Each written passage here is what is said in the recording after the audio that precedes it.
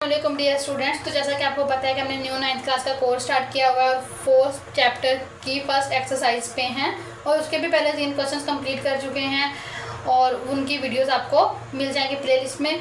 आगे चलते हैं हम क्वेश्चन नंबर 4 की तरफ। क्वेश्चन नंबर 4 जो है वो क्वेश्चन नंबर 1, 2 और 3 के एक्सटेंशन है। अगर आपको याद हो तो क्वेश्चन नंबर 1 में हमने डील किया था कॉमन फैक्टर से कि कॉमन फैक्टर क्या होते हैं और हम उन्हें किस तरह से आइडेंटिफाई कर सकते हैं और किस तरह से सॉल्व करते हैं।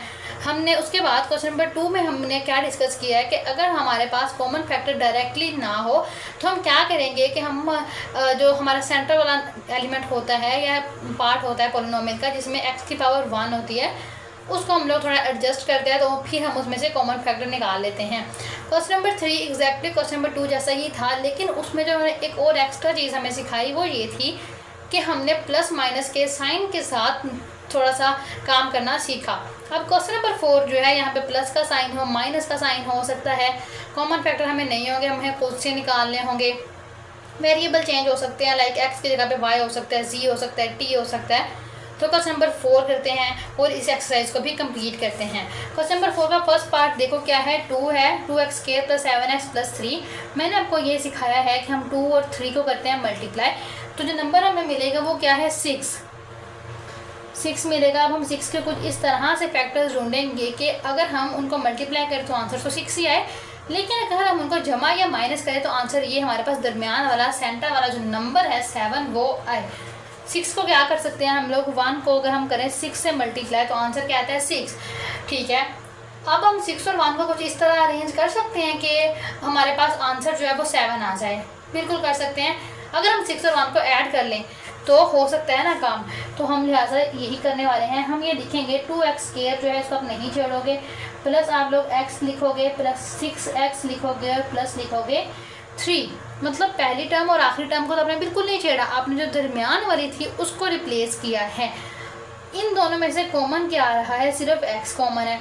ये 2 वैसे आ जाएगा, इसका साथ ये x² है ना, तो एक x तो हमारे पास पड़ा हुआ है उसको लिख लेंगे, यहाँ पे प्लस 1 आ जाएगा। प्लस करते हैं हम लोग 6, तो अगर मैं 6 कॉमन लूँ तो नहीं ले सकती क्योंकि ये 3 है, तो लिहाजा मैं लिखूँगी यहाँ पे 3 अगर मैं यहाँ से कॉमन निकाल रही हूँ तो 3 का टेबल कहाँ तक पढ़ूँ तो 6 आएगा 2 तक। x तो मैंने नहीं निकाला, इसका मतलब है x को मुझे ऐसे ही रखना पड़ेगा। 3 निकाल चुकी हूँ तो 3 की जगह पे मेरे पास 1 आएगा। फिर अब इनको इकट्ठा करोगे तो क्या आंसर, रिक्वायर्ड आंसर क्या होगा, x + 3 और 2x + 1, तो ये हमारे पास रिक्वायर्ड आंसर है। सिमिलरली क्वेश्चन नंबर 3 की तरह ही है, कोई भी ज़्यादा चेंज नहीं है। जो चेंज आया है ना बेसिकली वो क्या है कि सिर्फ यहाँ पे एक नंबर आने लग गया है। क्वेश्चन नंबर 3 में और 2 में आपने देखा होगा कि यहाँ पे हमेशा 1 आता था, लेकिन हमने हर क्वेश्चन को इसी तरह डील किया, 1 को भी साथ लेके चले ताकि आपको बाद में आगे चल कर ये पता हो कि हम लोग अगर 1 नहीं है कोई और नंबर है तो उसको साथ लेके चलना है। आगे चलते हैं, 2x² + 11x + 5। अगेन हम लोग 2 और 5 को करने वाले हैं मल्टीप्लाई, तो आंसर आएगा 10। अब देखते हैं क्या कर सकते हैं। 1 को किससे मल्टीप्लाई करें 10 आए, 10 से ही कर सकते हैं। तो 1 और 10 को अरेंज करने से 11 आता है, बिल्कुल आता है। कैसे आएगा, 10 और 1 को प्लस कर लें, ऐड कर लें, 11 आ जाएगा। तो लिहाजा चलते हैं हम लोग 2x² + x + 10x + 5 ऐसे ही आएगा ना। उसके बाद इन दोनों में से कॉमन निकालेंगे और इनमें से कॉमन निकालेंगे जैसे हम पहले करते हैं। इन दोनों में से कौन सा कॉमन फैक्टर है, कॉमन फैक्टर होने का मतलब है कि ऐसा कौन सा नंबर, ऐसा कौन सा डिजिट, ऐसा कौन सा एलिमेंट है जो दोनों में पड़ा हुआ है। इन दोनों में अगर देखा जाए तो x कॉमन है, ये 2 वैसे ही आ जाएगा और यहाँ पे x² था, एक x मैंने बाहर निकाला है तो एक तो मुझे लिखना पड़ेगा, प्लस एक ही x था ये और वही मैंने बाहर निकाल लिया तो यहाँ पे मुझे 1 लिखना पड़ेगा। प्लस करते हैं, 5 कॉमन लूँगी, 5 का टेबल कहाँ तक पढ़ूँ, 10 आ जाए 2 तक।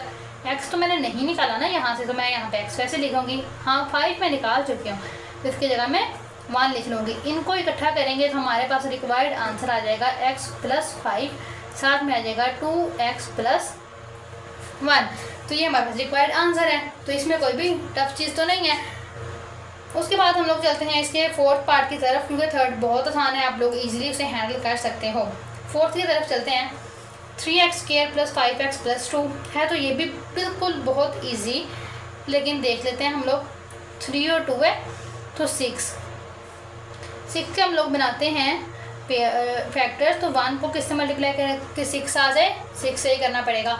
और 1 और 6 को यूज़ करके अरेंज करके हम लोग 5 बना सकते हैं। हाँ, अगर हम इसको माइनस कर देना, 6 में से a को सब्ट्रैक्ट करते हैं तो हमारे पास 5 ही आंसर आएगा ना, तो बना सकते हैं। कैसे बना सकते हैं आप लोग? सबसे पहले लोगे वही सोल्यूशन, 3x को तो आपने नहीं छेड़ा तो आप उसको वैसे ही लिख लोगे।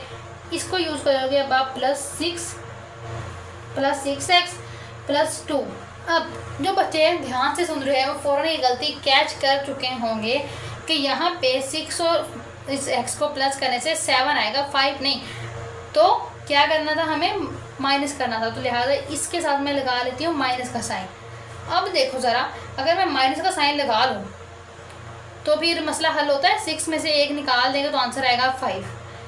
हमारे पास 5 के साथ प्लस का साइन था, मतलब कि रिक्वायर्ड साइन प्लस का था, इसलिए हमने यहाँ पे प्लस लगाया है 6 के साथ। ये हम पहले भी कई दफ़ा डिस्कस कर चुके हैं। इन दोनों में से कॉमन क्या आ रहा है? दोनों में 3 तो कॉमन नहीं है। x, हाँ x कॉमन है, क्यों? क्योंकि पहले में 2x है, उसके बाद वाले में 1, तो मैं x लिख सकती हूँ। 3 तो मैंने नहीं लिया था ना, तो मैं वैसे लिख लूँगी। 1x आएगा, अंदर क्या आ जाएगा माइनस का 1, प्लस करती हूँ, क्या बनता है? प्लस करने से क्या हुआ, मैं यहाँ से 2 कॉमन निकाल सकती हूँ, तो अंदर क्या आया 3x + 1। तो यहाँ पे हो गई है गड़बड़। क्यों हो गई है गड़बड़? क्योंकि 3x - 1 3x + 1 they are not same. It means कि कोई ना कोई गलती तो हो चुकी है, तो हम 1 और 6 का पेयर नहीं ले सकते। मैंने ये बना के इसलिए दिखाया, अगर मैं डायरेक्ट एग्जैक्ट वाला पेयर उठाती तो आप कहते हैं कि 1 और 6 से भी 5 बन सकता था, तो इसलिए पहले मैंने आपको 1 और 6 करके दिखाया। 1 और 6 से तो नहीं बना। अब आगे चलते हैं, 2 पे चेक करते हैं। 2 को किससे मल्टीप्लाई करेंगे? 6 आ जाएगा 3 से। 2 और 3 को कुछ करके 5 आ सकता है? यस, 2 और 3 को ऐड करने से 5 आ सकता है। तो हमारे पास क्या आएगा, x² + 3x² था, सॉरी, + 2x + 2 आ सकता है ना। आगे चलते हैं, इन दोनों में से कॉमन क्या आएगा? 3 कॉमन है, बिल्कुल है, लिख लेते हैं। x है कॉमन में दोनों में, यस x भी है, तो मैं x भी लिख देती हूँ। तो यहाँ पे क्या बचा इस पूरी टर्म में? सिर्फ एक x, प्लस आ जाएगा 1। इन दोनों में क्या कॉमन है? 2, तो यहाँ पे आ जाएगा x + 1। अगेन इनको इकट्ठा करोगे आप, 3x + 2 और साथ में आ जाएगा x + 1। ठीक है, सिंपल।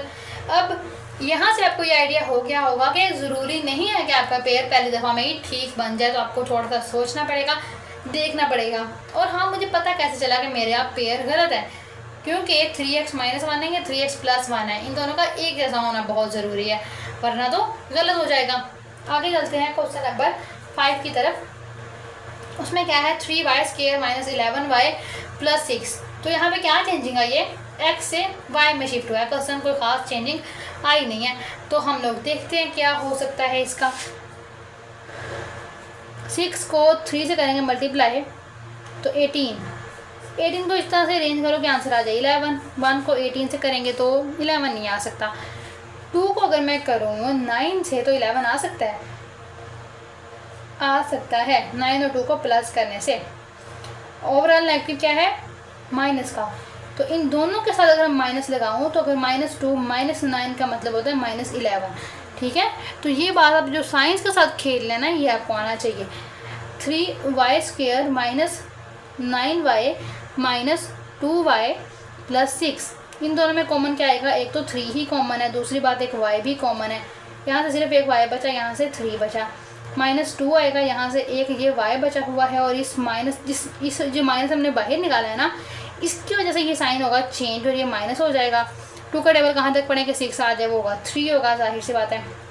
इनको इकट्ठा करो, 3y - 2 और y - 3। आगे चलते हैं फिजिक्स पार्ट की तरफ। उसमें क्या है, बिल्कुल वैसे ही है, कोई भी गड़बड़ नहीं है।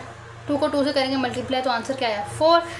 1 को अगर हम 4 से करें तो 5 आ सकता है, बिल्कुल आ सकता है। तो कर लेते हैं 2y²। अब यहाँ पे आप मुझे बताओ कि ये नेगेटिव का साइन है ना, तो इन दोनों के साथ क्या करना पड़ेगा हमें? हमने इन्हें ऐड करना है।